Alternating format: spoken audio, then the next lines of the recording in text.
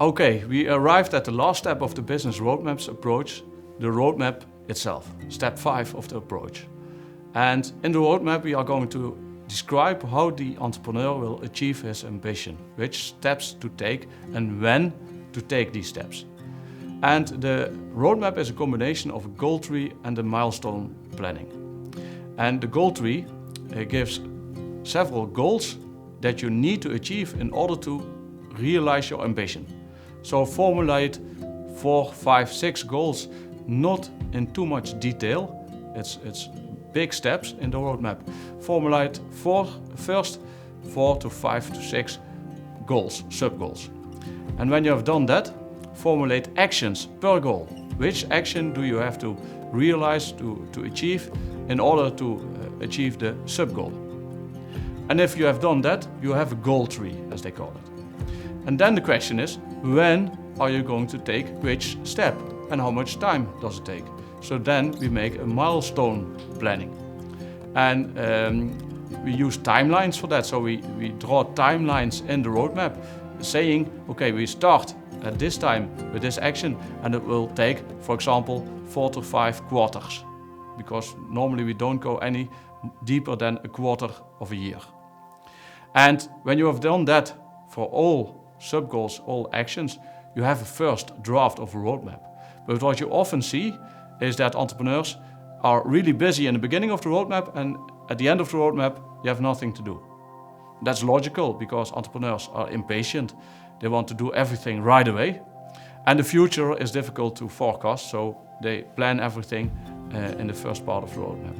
And what we then do is we are going to add weights to the timelines. And the weight could be capacity. How much hours do you want to spend in that specific timeline? Or how much full-time equivalents do you want to spend at that timeline? And the online system that we make available gives a summary table. So each time when you put in a weight, summary table is updated and you can see how much capacity am I using in a certain period, in a certain quarter. You know how much capacity is available, so you know when you are going above your capacity limit, and that's not smart. So you have to have a responsible development of your roadmap. So if you see that you have too much capacity in a certain timeline, you need to shift the timeline, make it shorter, do something to make it a more responsible way of building your roadmap. In the same way, you can add cash, so euros or dollars, to your timeline to see how much cash will a certain timeline deliver and what in total will I earn in a certain period. Really important, you often see that entrepreneurs invest a lot of time in a certain period without earning money. That's not good. You have to eat, you have to live. So look at the earnings, and if they are not responsible, shift timelines again so it becomes a responsible roadmap.